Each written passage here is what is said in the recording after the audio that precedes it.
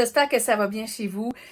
Aujourd'hui, j'ai été donner un atelier au musée de l'école du Rang 2 d'Autier, en Abitibi-Témiscamingue, et c'est une école de rang dans des premiers colons, là, à la fondation d'Autier, ça a plus de 100 ans.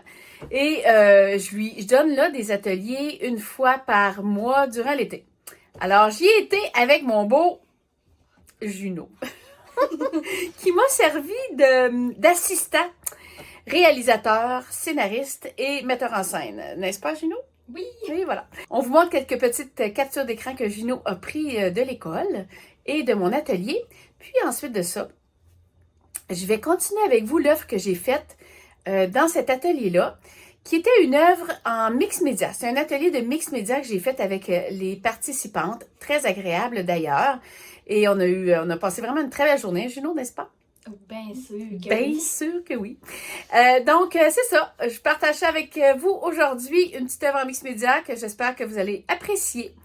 Je vous souhaite un bon visionnement.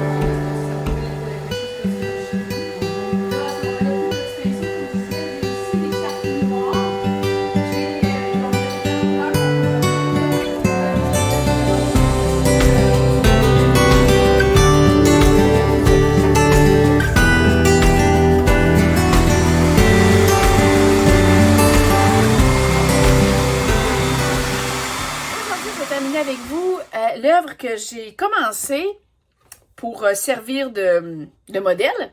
Donc moi, ce que j'ai demandé aux gens qui étaient dans le groupe, c'était de faire des collages, de mélanger vraiment craie-de-cire. Il y avait aussi des pastels gras, des collages, de la peinture, du gesso. Mon Dieu, qu'est-ce qu'il y avait d'autre? Oh, il y avait aussi du modeling paste. Il y avait de la pâte à craqueler. On a mélangé plein de choses parce que j'avais envie de le faire comme goûter à plein de trucs. Donc voilà, on fait ça. Vous voyez, on voit encore en dessous les traits. Je vais essayer de prendre les traits ici là de craie-de-cire. Puis si je gratte, elle ressort là parce que l'acrylique colle pas là-dessus, hein. Fait que ça, j'aime bien ça. J'aime quand je travaille quand je fais mon mix média. Finalement, quand je fais mes fonds tout court, j'aime beaucoup mettre plusieurs couches parce que, en même temps, je trouve que ça apporte la profondeur à l'œuvre et aussi, ça raconte une histoire. Ça raconte mon histoire de création. Ça, j'aime ça, là, au bout. Ici, j'ai utilisé une pâte à craqueler. On le voit un petit peu. On le voit un peu, hein? Juno, est-ce que... Ouais, un peu? je vais juste enlever ça, merci. Ici, j'avais mis des collages. Puis là, ici, j'ai mis ma créature. J'ai mis mes collages aussi. Puis là, on les voit encore, mes collages. Puis, ce qui arrive quand on fait plusieurs couches, c'est des fois, c'est certain qu'on perd. Sauf qu'après ça, il y a certains papiers que si on rajoute un peu d'eau dessus, peut venir les retrouver. Et là, moi, je voulais aller garder mes petites hirondelles. Je vais les garder, mais tu sais, subtilement. Bon. Ici, j'avais mis une espèce de pâte, une modeling paste, une pâte à modeler que j'ai fait sécher, puis j'avais fait un petit tourbillon. C'était vraiment pour montrer, là. Vraiment pour montrer. Mais j'aime beaucoup déjà mon fond. Ici, il y avait des papiers de flèche. Puis, j'ai rajouté une couleur qui va donner mon fond.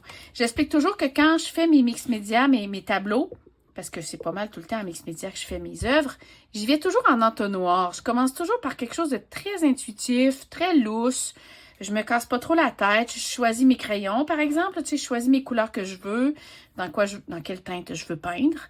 Je choisis mes papiers que j'aime. Puis là, je sais souvent pas ce que je veux faire. Et là, je descends mon entonnoir, et plus j'arrive vers la fin de mon tableau, plus mes formes vont vraiment plus se préciser. Et à ce moment-là, je vais utiliser des choses beaucoup plus contrôlées. Mais au début, j'ai aucun contrôle. Ce que j'aime beaucoup, j'ai aucun contrôle dans le sens que j'en veux pas non plus.